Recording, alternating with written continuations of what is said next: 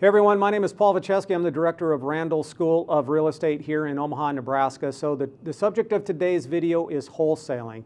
So as most of you know, last year the legislature passed the wholesaling law that put some restrictions on what wholesalers can and can't do.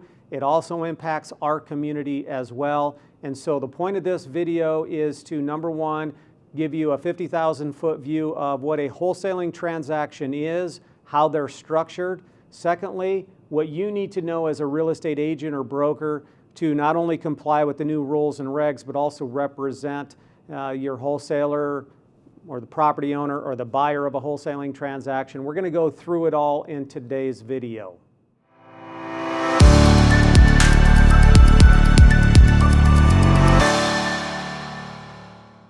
Now what I've done is illustrated on the board basically the structure of a wholesale transaction. There are three parties to a wholesale transaction. We have the property owner, we have the wholesaler, and then we have the end buyer. Now what happens is the wholesaler will approach the property owner and say that they want to purchase their home. And so they enter into a purchase contract. And remember, the purchase contract outlines the terms and conditions of the sale. For example, the purchase price, the closing date, financing, let's say the title company, whether or not there's going to be inspections. And what it does ultimately is once the property owner and the wholesaler sign the purchase contract, then the wholesaler has what's called equitable interest or equitable title. And equitable title simply means the right to obtain future fee simple title. Now, at that point, the wholesaler can market and sell that equitable interest in that contract. So usually what we find in the industry as these things are progressing is the wholesaler approaches the property owner without a real estate agent. And by the time they call a real estate agent to market their equitable title, the deal's already been done. So let's back up here. The wholesaler has every right to approach the property owner, and they have every right to enter into a contract without any representation from anyone. But once that purchase agreement is signed and the wholesaler wants to then find an end buyer, someone to buy their equitable interest in that property, that's when Nebraska license law and all the rules and regulations kick in. Now, a couple of things you have to know under the new law and the new rules and regs. That is, for the wholesaler to market to find a buyer, they must list their equitable interest or their equitable title with a real estate broker. So they're going to have to go out and find a licensee and get that thing listed. Not unlike just going out and listing a normal property for sale. The only difference is instead of marketing legal title, they are marketing the wholesaler's equitable title in that contract.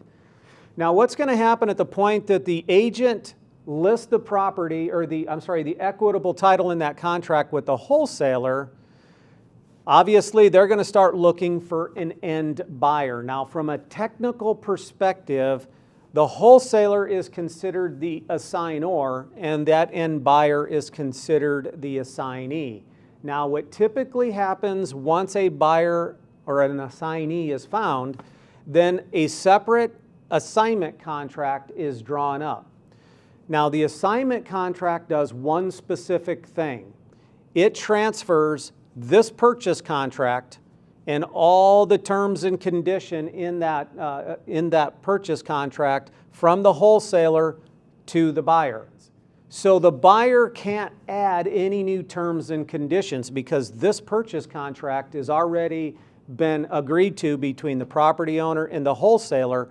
All we're doing at this point is transferring this purchase contract between these two parties to the end buyer, or what we call the assignee. Again, it's very important. It's not like this buyer is going to have the ability to renegotiate any of the terms of the contract. And that's important to remember because most of the contracts between the wholesaler and the property owners are not well written. And there's not a whole lot of terms in there that we would normally find in a typical purchase agreement that you and I are commonly working with from day to day. So it probably won't have inspection contingencies in there. or none of that. And I'm going to talk more about this purchase contract at a different part of this video, because you as a broker or agent, there's some things that you have to do when you're looking at that contract to make sure that equitable title actually even exists in the first place. So the assignment contract is a separate contract from the purchase agreement. Now here's how this works. When the wholesaler enters into a contract with the property owner, there's going to be a purchase price that's identified in that purchase agreement. And in our example, let's say it's $100,000.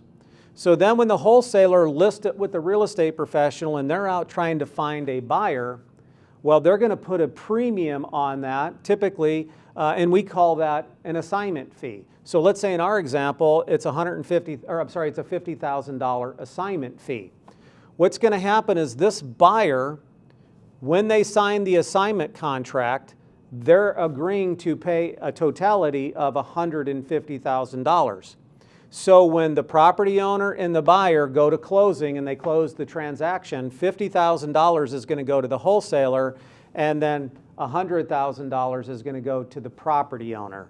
And that's how it's structurally designed, and that's how people get paid. Because remember, it's just an assignment of a contract. I do want to talk about one other aspect of this. Sometimes when we get to this point, so the wholesaler and the property owner, they have a purchase contract, and then it gets listed with the real estate company. Instead of using an assignment contract, they want to use another purchase contract or another purchase agreement.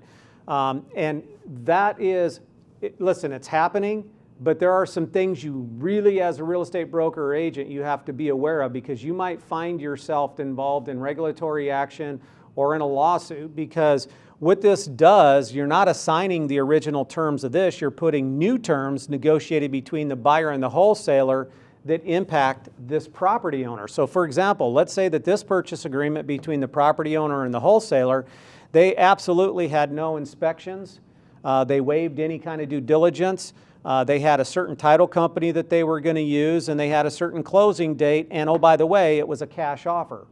Now this buyer writes up a purchase contract, and it's asking for home inspections. They want to use a different title company. It's FHA and not cash, and they want to change the closing date.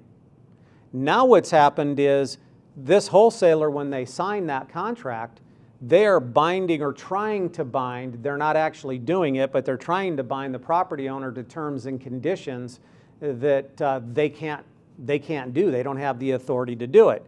So what some of the wholesalers have decided to do is when they have the property owner sign this purchase contract, they will also have them sign a power of attorney that gives them the authority to do that. My advice to you, strictly from me to you as a broker, and from a risk management point of view, I would not allow that. I would not do the transaction or list the property if that's how the wholesaler has structured that particular contract, because obviously you can tell that there's all kinds of appearance of improprieties and maybe actual improprieties there, and you're the one that's really subject to the regulatory compliance at that point. Now, one other thing I want to talk about in the case that another contract is being drawn up here. You as a real estate broker have to understand that this is possibly creating what's called a dual contract. Dual contracts are illegal. That is where there is one contract that is drawn up with a purchase price between the parties, and then there's a second contract that's drawn up at a higher price that you give the lender. So then the lender is going to loan on the higher price, and then the parties to the contract are going to benefit from that higher price. And as you can see in our example, the parties agreed to $100,000. However, there's an assignment fee, so the buyer is going to go to their lender and ask for $150,000 instead of $100,000. Both the underwriters that I spoke to and the investigator from the CFPB both agreed that they thought it was a dual contracting situation. And then the last thing is the assignment fee, as I just said, typically can't be financed, at least according to the underwriter. So keep all of that in mind when you're structuring these transactions, that you as the broker, you're held to a higher standard. This can get you and your firm into trouble really quick. My advice to you, if you're gonna do the or list these equitable interest type transactions, these wholesaling transactions, is do not allow this transaction. Make sure that it's an actual assignment contract that's being used, because it's a little cleaner than this here. And this here has a whole bunch of landmines that you might walk on if you're not careful as a broker.